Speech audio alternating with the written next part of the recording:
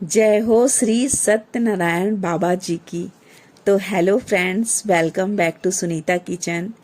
आज हम आए हैं छत्तीसगढ़ के रायगढ़ जिले के कोसम नारा गांव में। यहाँ पर हठ योगी श्री श्री 108 सत्यनारायण बाबा जी के पास। इस धाम में पहुंचने की बात की जाए तो हम बस से या ट्रेन से यहाँ पर बड़े आसानी से पहुंच सकते हैं। आप बाई ट्रेन छत्तीसगढ़ के रायगढ़ शहर में उतरिए और फिर स्टेशन के बाहर लोकल साधन लेकर कोसम नारा गांव पहुंच सकते हैं। रायगढ़ शहर से कोसम नारा गांव 4.5 किलोमीटर है। धाम के बाहर आपको पूजा पाठ की सामान और राशि के हिसाब से मिलने वाले पत्थर की दुकानें आपको देखने को मिलती हैं। संत लोग साधना और भक्ति से मोक्ष की प्राप्ति करते हैं, लेकिन आज की डेट में बहुत कम ही योगी बचे हुए हैं जो सांसारिक जीवन और सुख सुविधाओं को छोड़कर कठिन तप में लीन होते हैं। इन्हीं में से एक हैं रायगढ़ जिले के श्री श्री 108 सत्यनारायण बाबा जी। ये प्रवेश द्वार है। घुसते ही हमें लोगों ने हाथ पांव धोकर अंदर जाने के लिए कहा। रायगढ़ शहर का कोसम नारा का श्री सत्यनारायण योगी न केवल छत्तीसगढ़ में बल्कि पूरे हमारे देश में सुप्रसिद्ध योगी हैं। इनकी कठिन तपस्या और योग को देखने के लिए लोग बहुत दूर दूर से आते हैं। क्योंकि ये हमारा मदरलैंड है, तो हम जब भी यहाँ आते हैं तो एक बार इनका दर्शन जरूर करते हैं। यहाँ पर मांगी गई मनोकामना पूर्ण होती है। तो अंदर जाते ही हमने शिवलिंग पर जल चढ़ाया, अपना पूजा पाठ किया। बाबा जी से यहाँ पे जरूर आप कुछ न कुछ मांगिए। ये सबकी झोली भरते हैं, आपकी भी भरेंगे। रायगढ़ शहर का कोसम नारा एक बार आप जरूर आइए और इस मंदिर को विजिट कीजिए। सर्दी हो, गर्मी हो, बरसात हो, तीनों मौसम में ही खुले आसमान के नीचे शिव भक्ति में लीन रहते हैं ये शिव भक्त। इनकी भक्ति और तपस्या के वजह से ही लोग इन्हें शिव का अवतार भी कहते हैं। बाबा सुबह 7 बजे के आरती के बाद ध्यान में जाते हैं और पूरे दिन ही ध्यान में रहते हैं। रात को 12 बजे वो ध्यान से बाहर आते हैं और आने वाले सभी भक्तों से इशारों इशारों में बातें करते हैं। मतलब अगर आपको बाबा जी से मिलना है तो आप रात के 12 बजे के बाद ही जाइए। अगर आप दिन में जाएंगे तो आप बाबा जी को ऐसे ही तप में बैठे पाएंगे। रात्रि 12 बजे ध्यान तोड़ने के बाद ही ये पानी पीते हैं और ये सिर्फ पानी ही पीते हैं। पानी ही इनका जीवन है। कभी कभी ये दूध ले लेते हैं।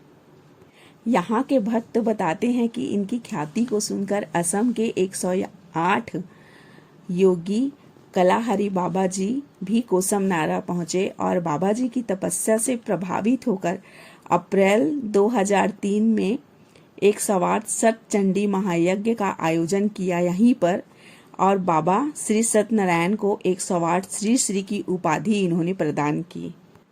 कैसे एक बालक तपस्वी बना? तो लोगों के कहने के अनुसार सत्यनारायण बाबा डेविड डुमरपाली के मूल निवासी हैं। इनका जन्म एक किसान के घर में 12 जुलाई 1984 में हुआ था। इनके बचपन का नाम हलदर था, लेकिन इनके पापा इन्हें प्यार से सत्यनारायण कहते थे। ये अपने ही गांव के शिव मंदिर में 7 दिनों तक लगातार तपस्या करते रहे।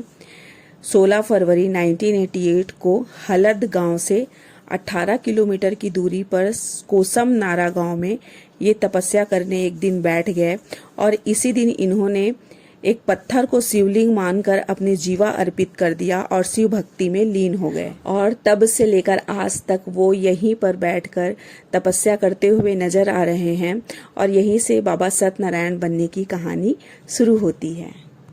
यहाँ पर सभी भक्तों की मनोकामनाएं पूरी होती हैं। जो हमारी तकलीफ है, हमारी परेशानी है, बस हम बाबा जी के आगे झोली फैलाते हैं और हमारी झोली भर जाती है। तो हम कहेंगे कि रायगढ़ जिले के श्री बाबा सत्यनारायण धाम पर एक बार आप जरूर आइए। आपकी सारी मनोकामनाएं पूरी होगी। देखिए ठंड में जब ओले पड़ते हैं, गर्मी में बहुत ज़्यादा कड़क गर्मी होती है और रायगढ़ शहर में बहुत चिलचिलाती गर्मी पड़ती है, परंतु ये बाबा गर्मी, सर्दी, बरसात सभी मौसम में बिना किसी छांव के खुले आसमान के नीचे शंकर भगवान का इसी तरीके से तपस्या करते हुए नजर आते हैं। बहुत सुंदर है ये धाम और बहुत सुकून है यहाँ पर। अंदर में यहाँ पर माता रानी की भी मंदिर है और हनुमान जी का भी मंदिर है, तो चलिए हम आपको दिखाते हैं। तो हमने माता रानी के मंदिर में भी जाकर दर्शन किए। बहुत सुकून है यहाँ पर। माता रानी का पूरा परिक्रमा हम यहाँ पर करते हैं। मंदिर के अंदर दान पेटी रखी हुई थी और इस तरीके से भगवान जी सब रखे हुए थे। कुछ पुराने चीज़ें भी थी। हमने पूरा परिक्रमा किया और बाबा जी का एक दीवार में पूरा जीवनी छपा हुआ था। छोटेपना से बच्चेपना से वो तपस्या करते हुए चले आए हैं। ये उनका फोटो है बालक रूप से लेकर अभी तक का, कि बाबा जी किन किन चरणों में अपना तपस्या करते रहे।